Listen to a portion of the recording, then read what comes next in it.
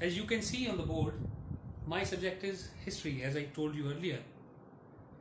So आज हम बात करेंगे सबसे पहले कि इतिहास क्या है. So our first question is, what is history?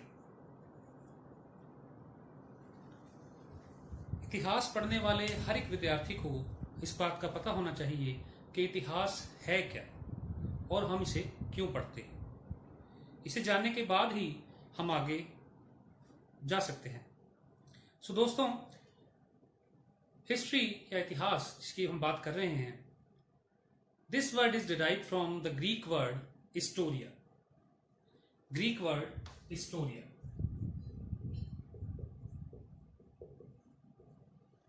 Which means to inquire something, किसी चीज की छानबीन करना. सो सबसे पहले ग्रीको रोमन वॉर जब हुई तब इस शब्द का प्रयोग किया गया, हिस्टोरिया. हिस्टोरिया से फिर आगे ये शब्द हमारे पास आता है जिसे हम हिस्ट्री कहते हैं. सो इतिहास को अगर सिंपल शब्दों में, सिंपल भाषा में हम अगर इसकी बात करें तो इतिहास है जो घटनाएं पूर्व में बीत चुकी हैं उनका रिकॉर्ड रखना, उनकी जानकारी रखना, वो इतिहास कहलाता है.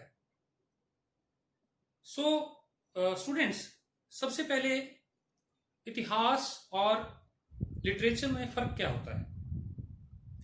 इतिहास जो है वो तथ्यों पर आधारित होता है और जो लिटरेचर है, साहित्य है, वो मन की भावनाओं पर निर्भर करता है. बिना तथ्यों के हम इतिहास नहीं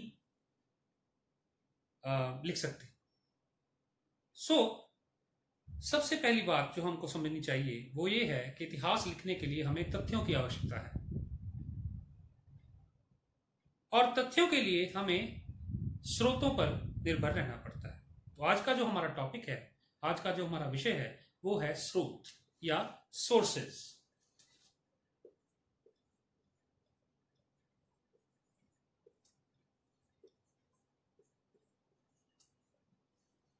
सोर्सेस क्या होते हैं, स्रोत क्या है.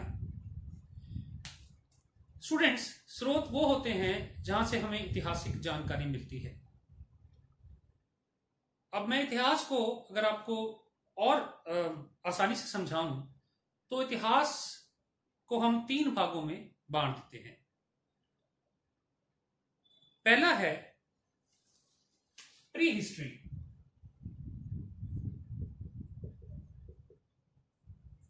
दूसरा है प्रोटो हिस्ट्री और तीसरा है हिस्ट्री.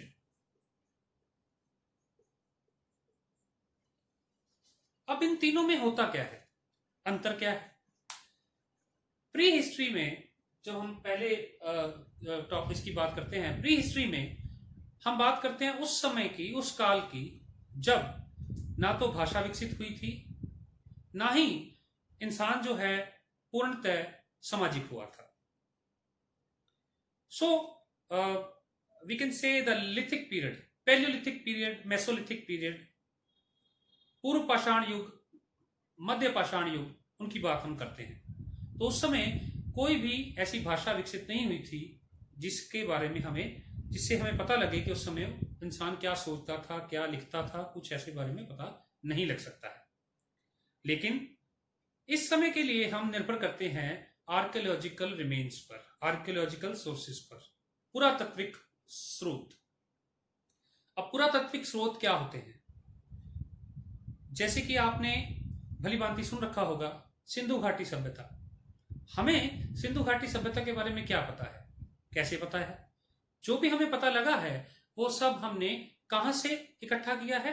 वो हमने इकट्ठा किया है उनके आर्कियोलॉजिकल रिमेन्स. हमें उनकी बिल्डिंग्स मिली, उनके जो खंडर मिले, उनके जो पॉटरी मिली, उनके जो ऑर्नामेंट्स मिले, वो जो कुछ भी हमें प्राप्त हुआ, जो नगर हमें जमीन दोस्त थे वो निकले, उनसे जो हमें प्राप्त हुआ, जानकारी मिली, उससे हम कहते हैं कि हाँ, सिंधु घाटी सभ्यता इस तरह की सभ्यता रही होगी.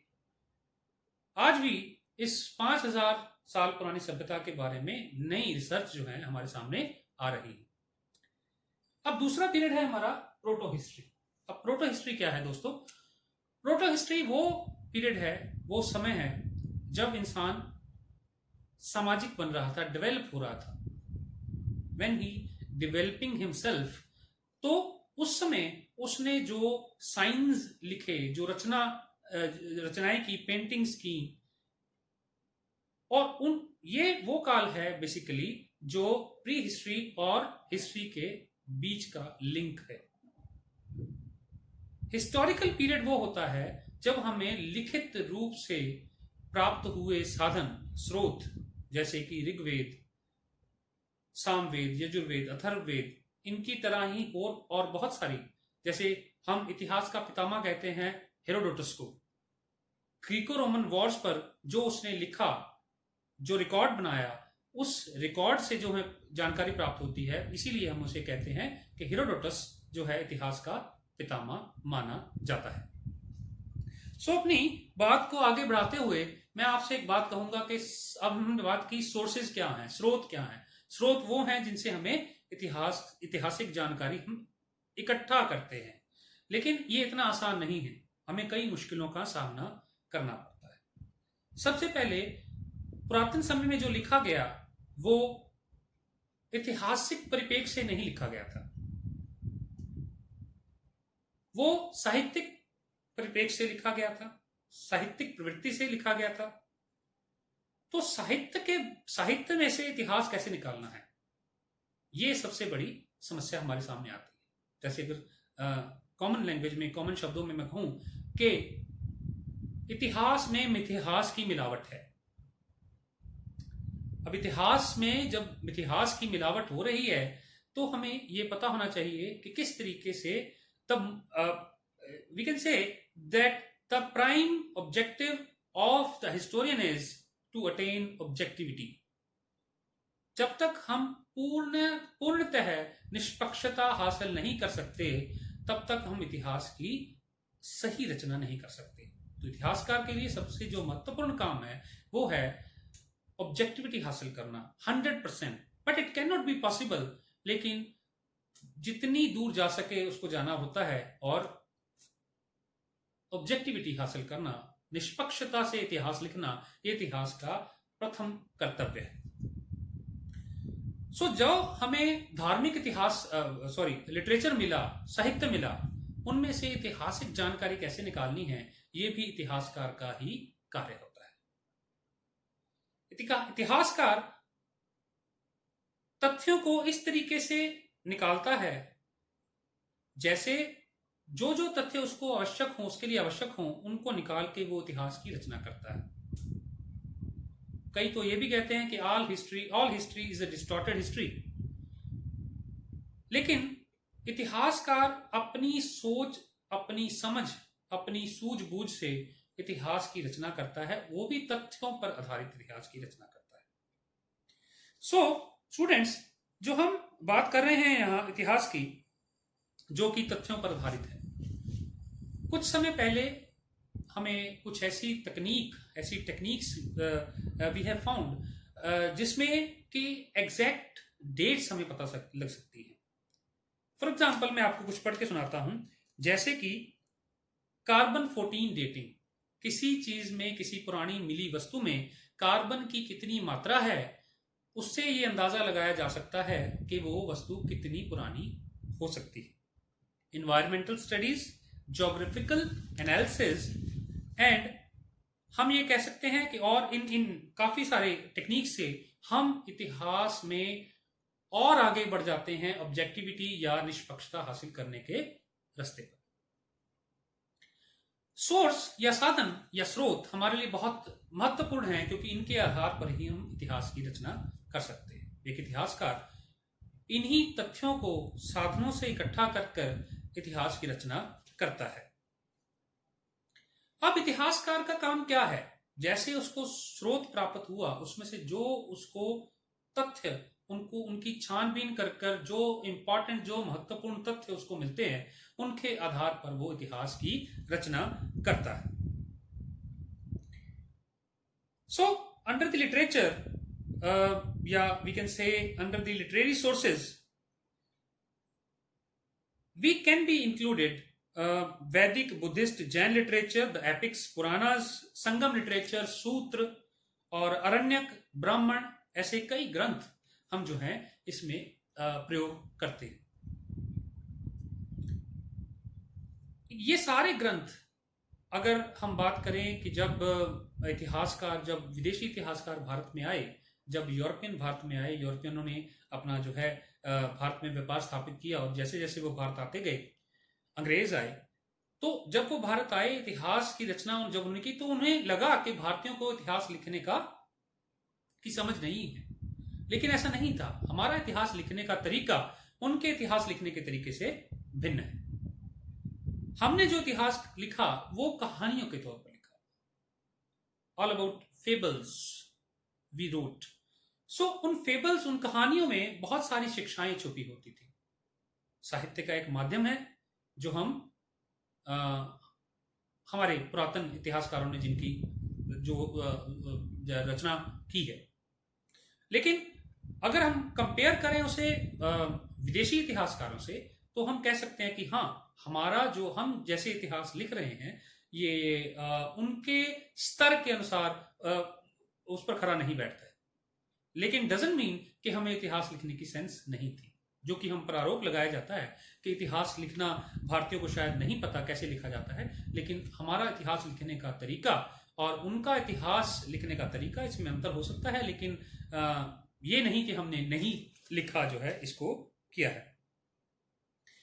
अब हम जो कहते हैं कि हमारे पास दो तरह के प्रमुखतः जो स्रोत पाए जाते हैं, एक तो आर्कियोलॉजिकल रिमेन्स में पहले बात कर चुका हूं, दूसरा लिटरेरी सोर्सेज। लिटरेरी सोर्सेज में आपको बता चुका हूं, वेद हैं, पुराण हैं, ग्रंथ, सूत्र, हम कह सकते हैं कि और बहुत सारे हमारे पास जो है अरण्यक, ब्राह्मण, संगम लिटरेचर, बौद्ध और जैन ग्रंथ, ये सारे लिटरेरी सोर्सेज में या साहित्यिक स्रोतों में हमारे सामने प्रस्तुत हो जाते हैं। दूसरी तरफ आर्कियोलॉजिकल सोर्सेज में हमारे पास हैं पुराने सिक्के, मोहरें, भवन और पॉटरी, जिसे हम उनके मृदभांड कहते हैं, और बहुत सारे ऐसे अवशेष जो हमें प्राप्त हुए हैं पुरातन समय के, और जिसके अनुसार हम एक पिक्चर अपने दिमाग में बनाते हैं कि हाँ, इस तरह का उस समय जो है इतिहास इन लोगों का रहा होगा, इन लोगों का सामाजिक जीवन इस तरह का होगा, साहित्यिक आर्थिक जीवन इस तरह का होगा, किस किस तरह का जीवन उन्होंने बताया होगा। इस बात का निर्णय हम उन आर्कियोलॉजिकल रिमेन्स पर जो है आधारित बनाते हैं। सिंधु घाटी सभ्यता के समय में उनकी जो लिपि है वो अभी तक अनडेसिफर्ड है, उसे अभी हमारे जो इतिहासकार हैं पढ़ने में सक्षम नहीं हुए हैं। इसलिए हम उनकी जो चित्रिक लिपि है उसको ना पढ़ने के कारण हम ये कह सकते हैं कि इंडस वैली सिविलाइजेशन या सिंधु घाटी सभ्यता को भी हम जो है वो डालते हैं, आर्कियोलॉजिकल रिमेन्स पर बेस्ड जो है वो सभ्यता हमारे सामने आती है। सो उसके बाद हम जो बात करेंगे वो है कि स्रोत जो होते हैं या जिन्हें हम बात करते हैं सोर्सेज जो होते हैं, वो प्राइमरीली दो तरह के होते हैं। पहला जो होता है वो होता है प्राइमरी सोर्स, और दूसरा जो होता है वो है सेकेंडरी सोर्स। अब प्राइमरी सोर्स और secondary source, what is the difference between primary and secondary source? Primary source वो होता है जो उस समय के दौरान ही लिखा गया हो जब वो घटना घटित हुई, उसे हम प्राइमरी सोर्स कहते हैं, या उस समय के अवशेष जो हमें प्राप्त होते हैं वो हमारे लिए प्राइमरी सोर्स होते हैं। सेकेंडरी सोर्स वो होते हैं जो इन प्राइमरी सोर्सेज के आधार पर लिखे गए हो, उन्हें हम सेकेंडरी सोर्सेज का दर्जा में लाते हैं। जैसे किताबें और बहुत सारे ऐसा रिटन मटेरियल जो प्राइमरी सोर्स पर बेस्ड हो, उनको हम जो है दूसरे दर्जे के स्रोत के रूप में प्रयोग करते हैं। अब जैसे all archaeological artifacts recovered from earth और written documents in the form of temple records, तालापत्रा, palm leaf manuscripts, inscriptions on the palm leaves, pillars, rocks, copper plates, potsherds, contemporary writings are called the primary sources. जैसे आपने उस समय एक और आपको बता दें, इंस्क्रिप्शंस होती हैं, जो इंस्क्रिप्शंस होती हैं वो क्या होती हैं, पत्थर पर, शिलालेख जिन्हें हम कहते हैं, पत्थर पर लिखी हुई होती हैं, या ताम्र पत्र अभिलेख होते हैं। अभिलेख शब्द इनके लिए यूज करते हैं, इंस्क्रिप्शंस शब्द हम इसके लिए प्रयोग जो है वो करते हैं। द बुक्स, आर्टिकल्स और other written materials written on the basis of primary sources is called secondary sources. जो प्राइमरी सोर्सेज के आधार पर लिखा जाता है उसे हम सेकेंडरी सोर्स या दूसरे दर्जे के स्रोत जो है हम मानते हैं। अब आगे बढ़ते हैं, तो आगे बढ़ते हुए हम जब बात करेंगे वो बात हम करेंगे कि लिटरेरी सोर्सेज या साहित्यिक जो हमें स्रोत प्राप्त होते हैं उनकी हम जो बात आज करेंगे।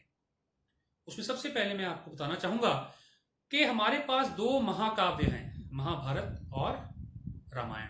आप सबने, आई होप आप सबने जो है टीवी पर या कहीं भी उनको देखा होगा, लेकिन एक बात उसके बारे में ये है कि उसको हम द ग्रेट एपिक्स, महाकाव्य मानते हैं। ऐतिहासिक तौर पर उनकी प्रामाणिकता साबित करने के लिए ये नहीं कह सकता कि वो ऐतिहासिक स्रोत नहीं है हमारे लिए, वो सोर्स है। लेकिन वही बात आती है कि इतिहासकार पर निर्भर करता है कि किस तरीके से तथ्यों को इन सोर्सेज में से निकालता है। सो इतिहासकार का यही प्राइम जो है ड्यूटी है कि वो किस तरीके से इनमें से इंपॉर्टेंट तथ्य निकालकर उनको, उनके ऊपर आधारित इतिहास की रचना करता है। अब रामायण और महाभारत, महाभारत तो एक बहुत बड़ा महाकाव्य है, 1,00,000 श्लोक से ऊपर उसमें श्लोक हैं। तो हम महाभारत में क्या ऐतिहासिक ढूंढते हैं? हम जो क्रोनोलॉजी है, राज्य किस प्रकार थे, उनकी सामाजिक, उनकी आर्थिक, उनकी साहित्यिक, उनकी जो प्रणाली है सारी, उसके बारे में हम जो खोजबीन कर रहे हैं, जो आधारित हमने जो उसमें से मटेरियल मिलता है, वो बहुत काम जो है हमें आता है। सो बहुत जो मटेरियल हमें पुराने टाइम में मिलता है वो ज्यादा धार्मिक जो मटेरियल है हमारे पास आता है। However, a recent research into the historical traditions of India has made it clear that different society embody historical consciousness in different ways. मैं आपको जैसे पहले बता चुका हूं कि हर एक सोसाइटी की, हर एक समाज की अपनी एक विधि होती है जिस प्रकार वो इतिहास की रचना करता है। अब हम अगर बात करें वेदों की, तो हमारे पास, जैसे आप सबको पता है कि हमारे पास 4 वेद जो हैं वो आते हैं, ऋग्वेद, सामवेद, अथर्ववेद और यजुर्वेद।